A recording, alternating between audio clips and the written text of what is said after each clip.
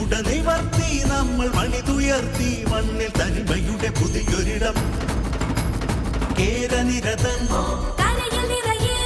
ക്ഷേമമരുളും തെളിവായി ദിനവും വളരും ഇടമാനവ കേരളം പ്രിയ കേരളം അടികളിടറാതെ ഇനിയും അതിദാരിദ്ര്യമില്ല നാട്ടിൽ ഇവിടെ മതഭേദങ്ങളില്ല തമ്മിൽ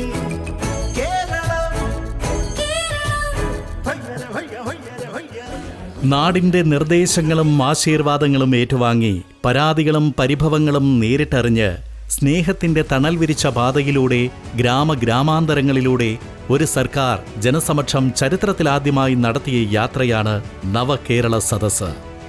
പ്രതീക്ഷകൾ പങ്കുവച്ചും സമാശ്വാസത്തിന്റെയും ഉറച്ച നിലപാടുകളുടെയും ആശയങ്ങൾ ആവർത്തിച്ചും ക്ഷേമം ഉറപ്പാക്കിയും ജനസഹസ്രങ്ങൾക്ക് നടുവിലൂടെ മുഖ്യമന്ത്രിയും 20 മന്ത്രിമാരും സഞ്ചരിച്ചപ്പോൾ അത് ജനാധിപത്യത്തിന്റെ ചരിത്രത്തിന് തന്നെ മാതൃകയായി.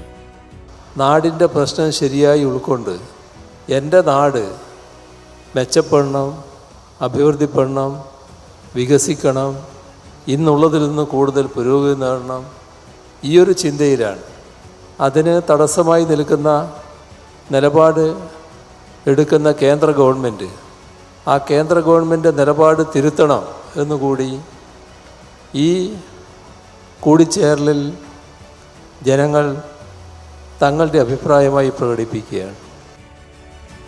ഭരണനിർവഹണത്തിൽ പുതുചരിത്രമെഴുതിയ 36 ദിവസം നീണ്ട നവകേരള സദസ്സിന് പിന്നാലെ വ്യത്യസ്ത മേഖലകളെ പ്രതിനിധാനം ചെയ്യുന്നവരുമായി 8 ജില്ലകളിൽ മുഖ്യമന്ത്രിയും മന്ത്രിമാരും നേരിട്ടെത്തുന്ന മുഖാമുഖമെന്ന നവകേരള കാഴ്ചപ്പാടിൽ കൂടി കേരളം പങ്കുചേരുകയാണ്.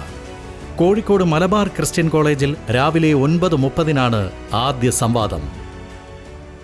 വിദ്യാർത്ഥികളുമായുള്ള മുഖാമുഖത്തിൽ എല്ലാ സർവകലാശാലകളിൽ നിന്നും പ്രൊഫഷണൽ കോളേജുകൾ ഉൾപ്പെടെ എല്ലാ കോളേജുകളിൽ നിന്നുമുള്ള വിദ്യാർത്ഥി പ്രതിനിധികൾ ഭാഗമാകും.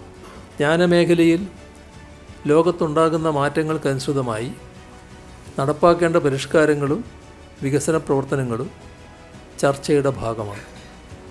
വിദ്യാർത്ഥികൾ, യുവജനങ്ങൾ, മഹിളകൾ, ഭിന്നശേഷിക്കാർ, ആദിവാസികൾ, ദളിത് വിഭാഗങ്ങൾ, സാംസ്കാരിക പ്രവർത്തകർ, പെൻഷൻകാർ, വയോജനങ്ങൾ, വിവിധ തൊഴിൽ മേഖലയിലുള്ളവർ, കാർഷിക മേഖലയിൽ പ്രവർത്തിക്കുന്നവർ, റെസിഡൻസ് അസോസിയേഷൻ പ്രതിനിധികൾ എന്നിവരാണ് ക്ഷണിക്കപ്പെട്ട സദസ്സിലെ മുഖാമുഖത്തിൽ പങ്കുചേരുന്നത്.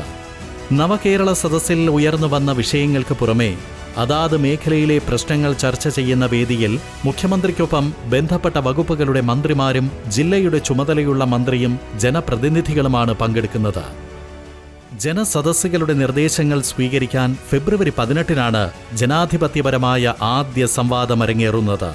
കോഴിക്കോട് മലബാർ ക്രിസ്ത്യൻ കോളേജിൽ വിദ്യാർത്ഥി സംഗമം എന്ന പേരിൽ നടക്കുന്ന സംവാദത്തിൽ വിദ്യാർത്ഥി പ്രതിനിധികളും അധ്യാപകരും അക്കാദമിക് രംഗത്തെ വിദഗ്ധരും കലാസാംസ്കാരിക മേഖലയിലുള്ളവരും പങ്കെടുക്കും.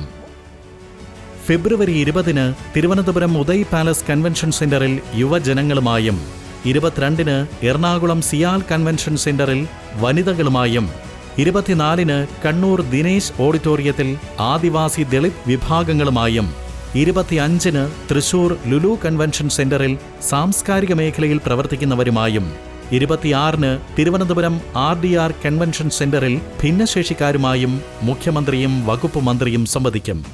27 നിയമസഭയിലെ ശങ്കരൻ തമ്പി ഹാളിൽ പെൻഷൻകാരും വയോജനങ്ങളുമായും 29 കൊല്ലം യൂനിസ് കൺവെൻഷൻ സെന്ററിൽ തൊഴിലാളികളുമായും മാർച്ച് 2 ആലപ്പുഴ ക്യാമലോട്ട് കൺവെൻഷൻ സെന്ററിൽ കാർഷിക മേഖലയിലുള്ളവരുമായും സംവദിക്കുന്ന മുഖ്യമന്ത്രി മാർച്ച് 3 സമാപന നാളിൽ എറണാകുളം രാജീവ് ഗാന്ധി ഇൻഡോർ സ്റ്റേഡിയത്തിൽ റെസിഡൻസ് അസോസിയേഷൻ ഭാരവാഹികളുമായാണ് സംവാദവേദികളിൽ ഒത്തുചേരുന്നത്. നവകേരളം സൃഷ്ടിക്കാനുള്ള പരിശ്രമങ്ങളുടെ ഭാഗമായി നടത്തുന്ന ആശയ സംവാദങ്ങളിലൂടെ വികസനത്തിന്റെ പുതിയ കാഴ്ചപ്പാടുകൾ രൂപം കൊള്ളുമെന്നാണ് സർക്കാരിന്റെ പ്രതീക്ഷ. അതിനൊപ്പം സഞ്ചരിക്കുകയാണ് കേരളം.